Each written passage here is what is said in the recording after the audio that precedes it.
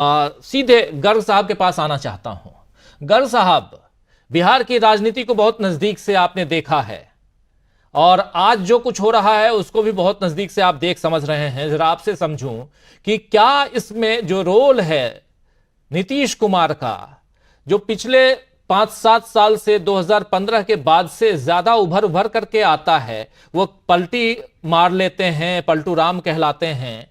लेकिन क्या मामला सिर्फ इतना ही है या इससे इतर भी है? क्योंकि अभी तक आधिकारिक तौर पे जितनी चर्चा हम कर रहे हैं, आधिकारिक तौर पर कोई भी बात सामने नहीं आई है। क्या सचमुच नीतीश कुमार पलटी मारने जा रहे हैं, यानी कि इस खेमे से उस खेमे में जा रहे हैं? अभी तक इसकी कोई सूचना वैसे नहीं है। सूत्रों के आधार पर तमाम मीडिया चैनल्स जो हैं वो अलग अलग ढंग से खबरों को चला रहे हैं।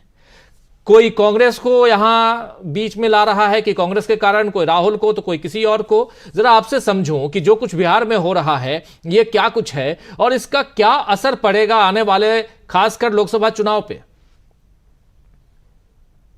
राजीव जी, दो चीजें हैं।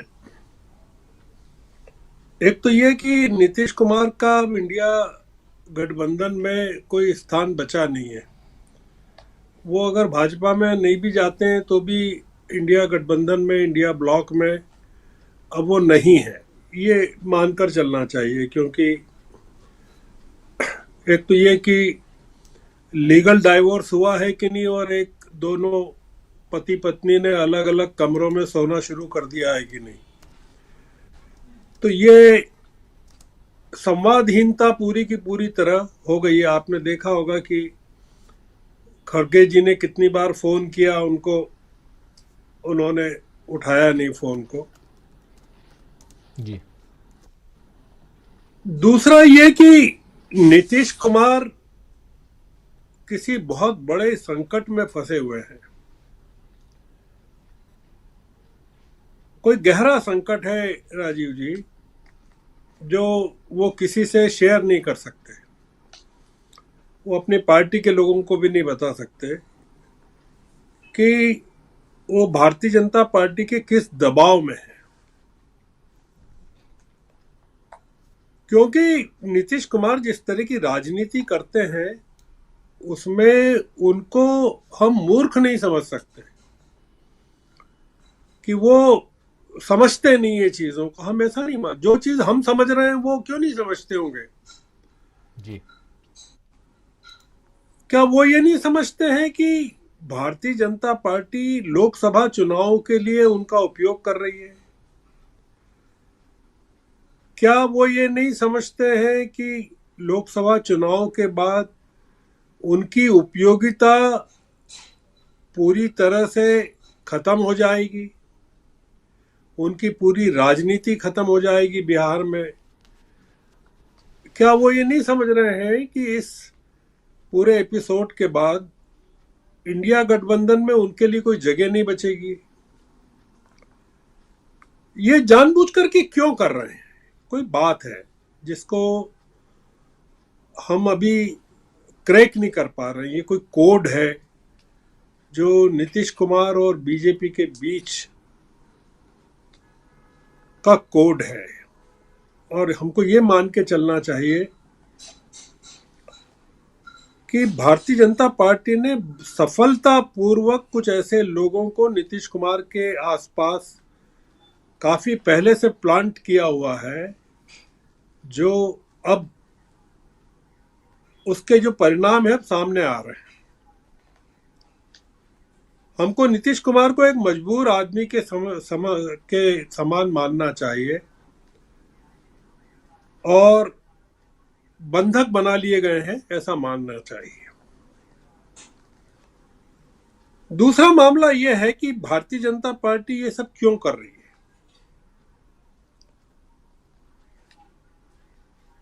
देखिए, भारतीय जनता पार्टी चुनावों तक बिहार के प्रशासन पर कब्जा करना चाहती है।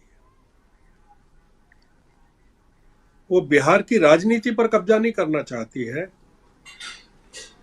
बिहार के प्रत्येक बूथ पर कब्जा करना चाहती है। ये बिहार में सरकार नहीं बनाने में इंटरेस्ट है।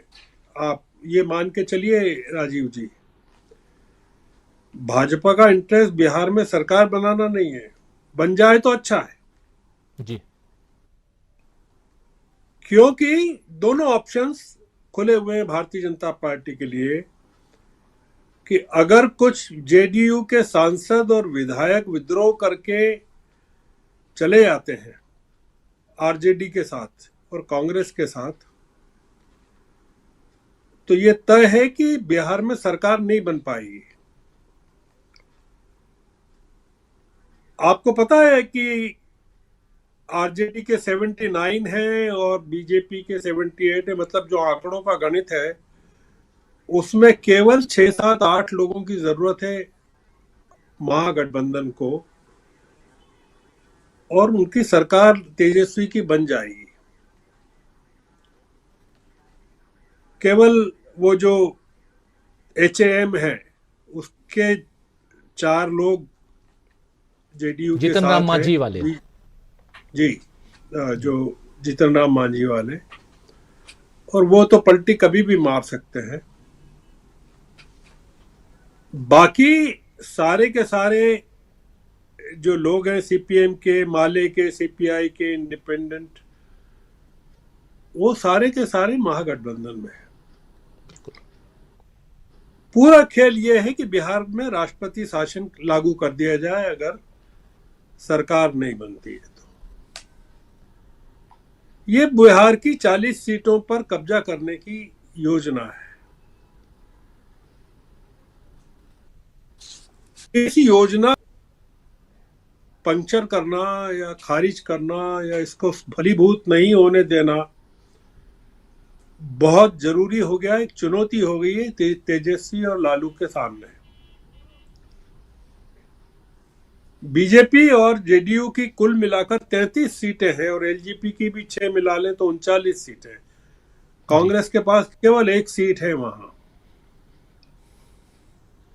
आप बताइए, आप मोटा सा गणित ले लीजिए कि बीजेपी की आज 303 सीटें हैं, उसमें से अगर 39 सीटें कम हो जाएं तो क्या होगा? पूरा बहुमत ही खत्म हो जाएगा। बाकी देश छोड़ दीजिए आप, बहुमत कितना है? 272 के ऊपर 28 और 3 31 सीटें ज्यादा है उनके पास, और ये 39 सीटें। बिहार जो है वो भाजपा की कमर तोड़ सकता है। जिन नीतीश कुमार के लिए दरवाजे बंद कर दिए गए थे, वो दरवाजे कैसे खुल गए? क्या कोई कारण होगा? और आपने देखा है राजीव जी कि नीतीश कुमार के पूरे एपिसोड के बाद ममता का और अखिलेश का रवैया पूरा चेंज हो गया। जी, जैसे चमत्कार हो गया हो।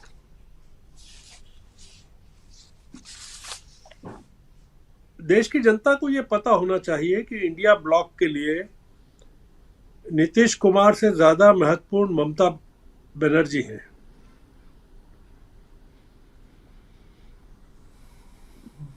बयालीस सीटें हैं बंगाल में,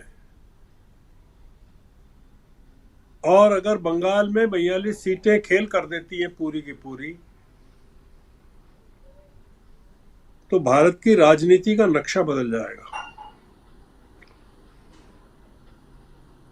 और ममता के तुरंत बाद अखिलेश ने 11 सीटों की घोषणा कर दी, ट्वीट कर दिया।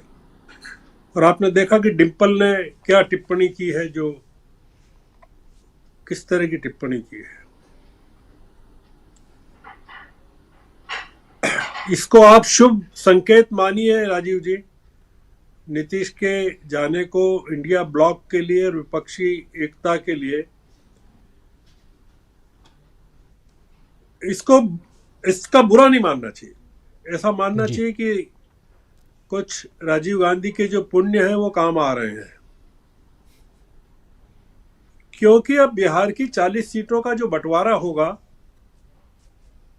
वो कांग्रेस और आरजेडी और माले, सीपीएम, सीपीआई, इनके बीच होगा। जेडीयू को उसमें सीटें नहीं देना है। जी और ये बड़ी घटना है, क्योंकि आरजेडी के पास अभी एक भी सीट नहीं है वहां बिहार में। जी और पिछले चुनाव में आरजेडी ने 79 सीटें प्राप्त की है और जेडीयू को 45 सीटें मिली है। मतलब आरजेडी वहां आज की तारीख में काफी ताकतवर है। उसका दावा है कि उसको सीटें मिलना चाहिए। और ये नीतीश कुमार को और बीजेपी को पता था कि इस बार सीटों के बंटवारे में आरजेडी को काफी सीटें मिलने वाली है, इंडिया ब्लॉक के सीटों के बंटवारे में। और वो बीजेपी घबराई हुई है। नीतीश की पूरी राजनीति, राजीव जी, लोकसभा चुनाव के बाद खत्म हो जाएगी। उनको कोई सेरिमोनियल पोस्ट दे दी जाएगी। देश के उपराष्ट्रपति के पद का पद दे दिया जाए। अब वो उम्र के जिस पड़ाव पर हैं, उसमें उनकी जरूरत भी नहीं बची है। राजनीति को, भारत की राजनीति को उनकी जरूरत नहीं बची है, क्योंकि बहुत सारे लोग 2024 के चुनाव के बाद पूरी तरह वानप्रस्थ में प्रवेश करने वाले हैं। और जी अगर वो खुद नहीं करेंगे तो देश की जनता उन्हें भेज देगी। जी तो बिल्कुल। इसलिए ये जो नीतीश कुमार कर रहे हैं, ये आप मानिए कि बहुत उपकार कर रहे हैं इंडिया ब्लॉक पर। भारतीय जनता पार्टी अभी नहीं समझ पा रही कि उसने अपना खुद का कितना नुकसान किया है। खुद के अंदर भी, पार्टी के अंदर भी इतना विद्रोह है, इतनी नाराजगी है। जिस तरह के बयान सुशील मोदी देते रहे हैं, गिरिराज किशोर देते रहे हैं, तमाम लोग देते रहे हैं, अब आज वो किस मुंह से चीजों को निकलेंगे, ये देखने की बात होगी। लेकर बहुत सारी बातें चलती रहती है। मैं आपको एक चीज बताना चाहता हूं जी कि लोकसभा चुनाव के बाद जो पूरी तरह समाप्त होने वाला है, वो इस देश का मीडिया है। ध्वस्त हो जाएगा पूरा मीडिया। ये मीडिया जो इस समय लड़ रहा है, वो अपने अस्तित्व की लड़ाई लड़ रहा है। मतलब बीजेपी सरकार को, एनडीए सरकार को बचाने की जो लड़ाई है, वो मीडिया अपने एम्पायर को बचाने के लिए लड़ रहा है। इसलिए मीडिया की विश्वसनीयता तो पूरी तरह खत्म हो गई है। राहुल गांधी की जो यात्रा है ना राजीव जी, जी आप देखिएगा कि बिहार में वो 4 दिन देने वाले हैं और 7 जिले कवर करेंगे। बहुत ज्यादा डिस्टेंस नहीं है, कोई 400 450 किलोमीटर का उनका इन 4 जिलों का, 4 दिनों में 7 जिलों का, 7 डिस्ट्रिक्ट्स। बहुत इंपॉर्टेंट है। और आप देखेंगे कि अभी तक जितना स्वागत हुआ है राहुल गांधी का उत्तर पूर्व में और बंगाल में और असम में, उससे ज्यादा और जबरदस्त स्वागत बिहार में होने वाला है। किसी जमाने में बिहार और झारखंड एक था, फिर 2 बने। झारखंड में राहुल गांधी 8 दिन देने वाले हैं और 13 जिलों की यात्रा करने वाले हैं। पूरा का पूरा झारखंड उलट देंगे राहुल गांधी अपनी यात्रा में। ये जो इम्पैक्ट है, इतना इतना केयरफुली क्राफ्ट किया गया है पूरे रूट को, एक एक विजिट को, कि आप पाएंगे कि ये पूरी की पूरी देश की राजनीति को बदल देगा। नीतीश के बाद जो अगला हमला होने वाला है वो हेमंत सोरेन पर होने वाला है। उनको क्रैक किया जाएगा, क्योंकि बिहार, झारखंड और उत्तर प्रदेश, जी उत्तर प्रदेश में जो आज का डेवलपमेंट है वो बहुत बड़ा डेवलपमेंट है जो अखिलेश ने किया है, जो बहुत बड़ा, जिसको मैं एक पाथ ब्रेकिंग कह सकता हूं, क्योंकि अखिलेश को ये समझ में आ गया था कि चीजें अब किस दिशा में जा रही हैं, और उन्होंने समय रहते संभाल लिया उसको। क्योंकि उत्तर प्रदेश में राहुल गांधी 11 दिन जो देने वाले हैं और 20 जिले, 20 डिस्ट्रिक्ट्स, अब आप 20 डिस्ट्रिक्ट का मतलब समझ लीजिए कि कोई 2 करोड़ से ज्यादा, 2.5-3 करोड़ की पॉपुलेशन को वो कवर करने वाले हैं।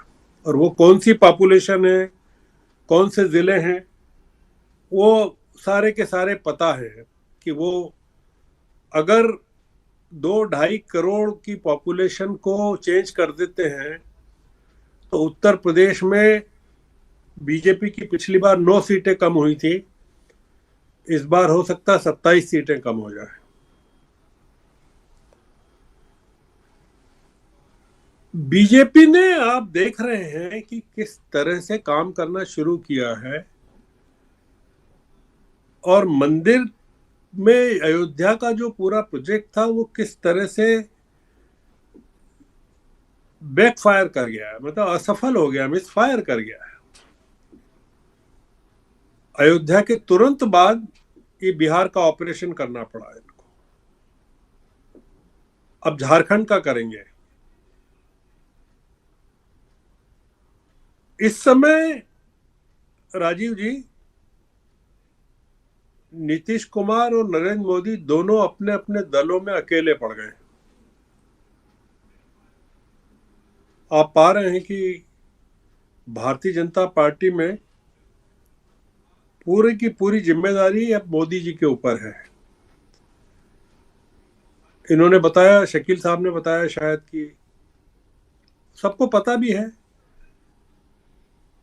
कि राजनाथ सिंह, गडकरी, अमित शाह भी, ये तमाम लोग अयोध्या में नहीं थे। 2 ही कारण हो सकते हैं, या तो स्ट्रेटेजी के तहत इनको बाहर रखा गया, या इनकी जरूरत नहीं थी, या चाहता नहीं था बीजेपी की कैमरे इनके ऊपर पहुंचे। जी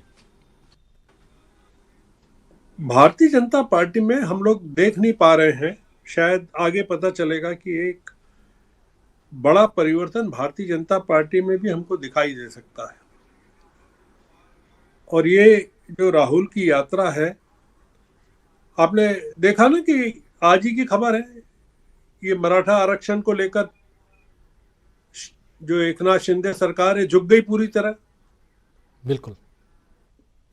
मांगे मान ली, कोई 50-60 लाख, इससे 60 लाख, 50-60 लाख से ज्यादा इसमें लाभान्वित होने वाले हैं। छगन भुजबल ने, जो एकनाथ शिंदे के साथ हैं, जो धमकी दी थी कि बैकवर्ड क्लासेस के इंटरेस्ट पर मराठा आरक्षण नहीं दिया जा सकता, और उन्होंने लामबंद करने की कोशिश की थी बैकवर्ड क्लासेस को महाराष्ट्र में, इन लोगों के खिलाफ, मराठा जो आरक्षण की मांग कर रहे हैं, मनोज जांगले के खिलाफ। क्या हुआ? पूरी की पूरी बात मानना पड़ी, पूरी शर्तें, पूरे उन्होंने जो भी मांग की थी आरक्षण की, पूरी मानना पड़ी। ये एक शुरुआत हो गई है कि भारतीय जनता पार्टी के सामने बड़ा संकट उत्पन्न हो गया है कि 48 सीटें हैं वहां महाराष्ट्र में। आप सोचिए कि कितने जगह भारतीय जनता पार्टी को कॉम्प्रोमाइज करना पड़ रहा है, क्यों करना पड़ रहा है? अगर आप इतने कॉन्फिडेंट हैं कि 400 सीटें मिलेगी आपको, तो आपको इन सब चीजों में पढ़ने की क्या जरूरत है? इसका मतलब ये है कि जो देश की जनता है उन्होंने भांप लिया है कि देश की जनता का जो मूड है इस समय वो भारतीय जनता पार्टी के पक्ष में नहीं है, और कोई कारण भी नहीं है कि वो पक्ष में हो, क्योंकि कोई ऐसा अचीवमेंट भी नहीं है कि जो होना चाहिए। क्योंकि कर्पूरी ठाकुर का पूरा मामला, उसका जो प्रभाव होना था बिहार में वो नहीं हो पाया, मंदिर का प्रभाव उत्तर प्रदेश में नहीं हो पाया, महाराष्ट्र में नहीं हो पाया। ये तमाम चीजें बता रही है राजीव जी कि इस समय जो सबसे बड़ा संकट है वो इंडिया ब्लॉक के सामने नहीं है, बल्कि भारतीय जनता पार्टी के सामने है। जी।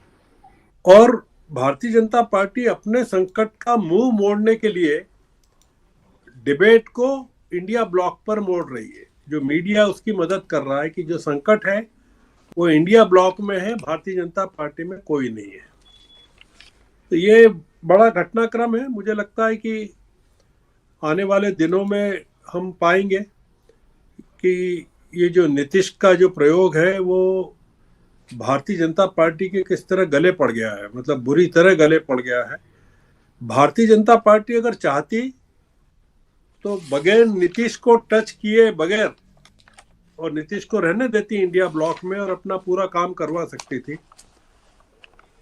नीतीश पर आपने देखा कि इंडिया ब्लॉक का ज्यादा फायदा किया बीजेपी ने, जो पूरा का पूरा प्रकरण चल रहा है उसके जरिए। और राहुल गांधी की यात्रा को अब और ज्यादा व्यापक समर्थन प्राप्त होने वाला है। जो तेजस्वी दबे हुए से थे, अब शायद बहुत ज्यादा खुल के वो चीजों को एक्सपोज करेंगे। जी जी, बिल्कुल बिल्कुल। अब शायद